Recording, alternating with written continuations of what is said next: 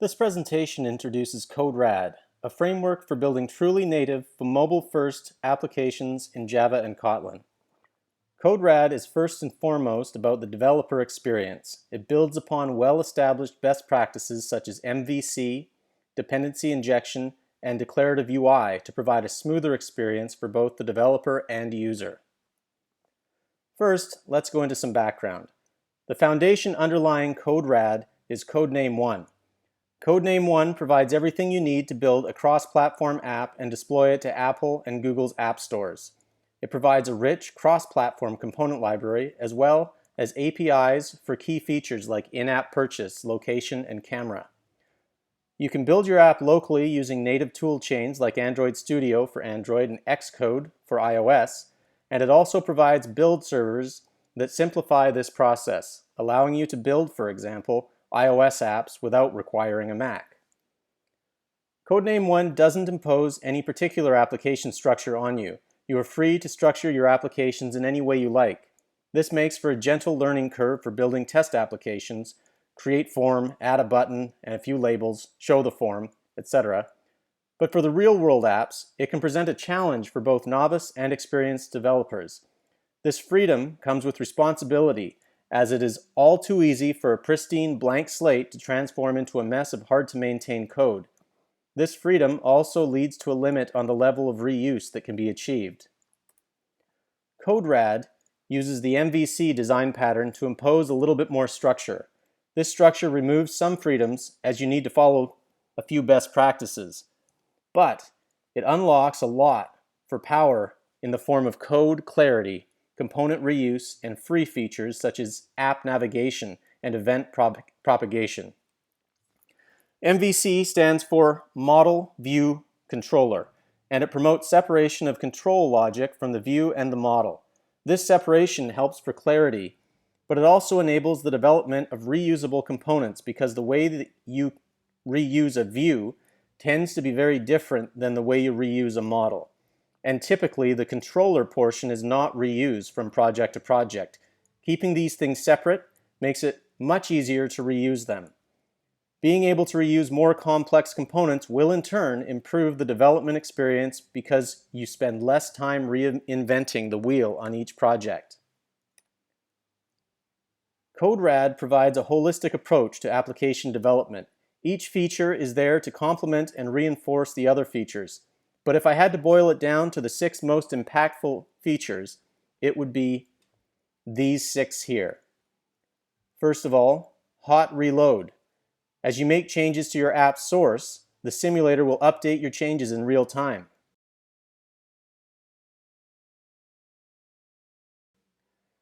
Declarative UI. CodeRAD introduces a new XML-based DSL, domain-specific language, for building your views. It is lightweight, expressive, and designed to be written and read by humans, unlike many XML document formats out there. XML is an ideal format for designing user interfaces as it maps well to the inherent hierarchical structure of a GUI. It is well understood by developers. In addition, it provides access to a rich existing ecosystem of tools for working with XML. For example, XML editors that support XML schemas such as IntelliJ IDEA, however you pronounce that, provide autocomplete and type hinting out of the box. 3. Second-order components. I'll discuss this term in more detail later on in the presentation, but for now you can think of a second-order component as a UI component that is more rich and complex than your standard button, label, or text field. A second-order component is usually a composition of multiple first-order or basic components to form a reusable component with a specific business purpose. For example, a login form or a chat room component. 4. The controller hierarchy. CodeRAD uses a simple controller hierarchy for structuring apps with the application controller at the top, one or more form controllers below it, and sometimes a view controller below that. This hierarchy is leveraged in multiple ways to simplify control logic and navigation, as well as making code more modular and easier to reuse. Dependency injection. Dependency injection was made popular by Spring and is an answer to the proliferation of dependencies required by complex components. As a component becomes more complex, it often requires more dependencies. At some point, the complexity of instantiating a reusable component and setting up its dependencies may outweigh the savings provided by the abstraction itself. Dependency injection will allow a component to find its dependencies at runtime without having to manually and explicitly set them in code. And finally, property binding. When separating your code into views and models, you will undoubtedly run into situations where you want to bind a view property with a model property. For example, in a login form, you may want to bind the username text field with the username property of your model object. This type of binding is a fundamental feature of CodeRAD models and views. I just want to demonstrate a couple of the property binding features here using this login form from the Tweet app demo. So I've got a login page. This is my view written in CodeRAD XML, and I've got the login page view controller, which is the view controller for this. So in the view, I've defined a few tags, and this is how we define properties in the view model. So I've defined a tag for phone, email, or username that corresponds to the value that's going to be entered into this text field. And I've defined a password property that corresponds to this password field. And I'm going to want to bind these properties to these field values. Now I've also created properties for error messages for the phone, email, or username. So I've got this big long honking thing, but it's descriptive. And a password error message that is going to be displayed just below these fields if there's a problem. So I'm using the RAD text field component, and this provides me with a two-way binding. I could use a text field, but the RAD text field has some extra characteristics that will help with binding. And the tag here is what binds this to the tag that I created, phone, email, or username. So what this means is that as I'm typing into the RAD text field, it is going to be bound to this model property, phone, email, or username. And in my controller, I can access this on submit,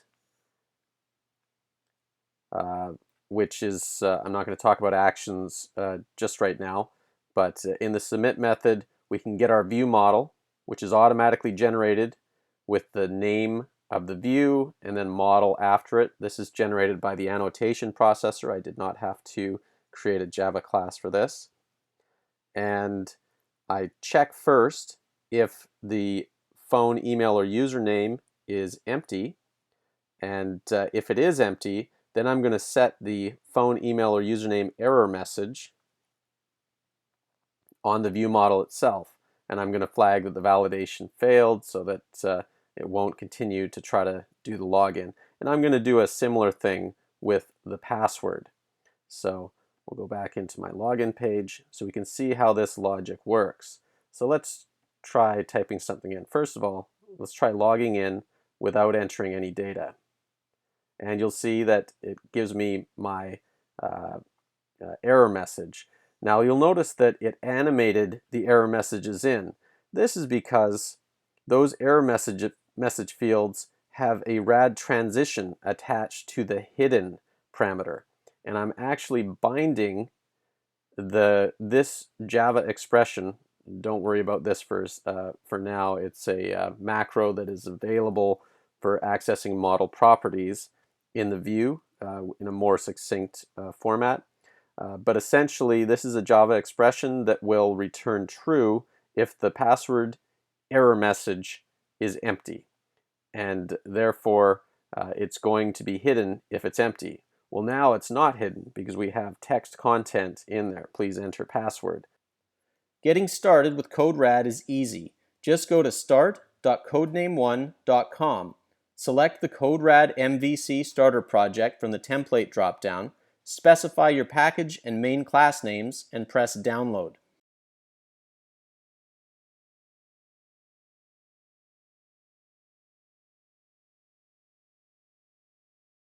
Then open the project in IntelliJ.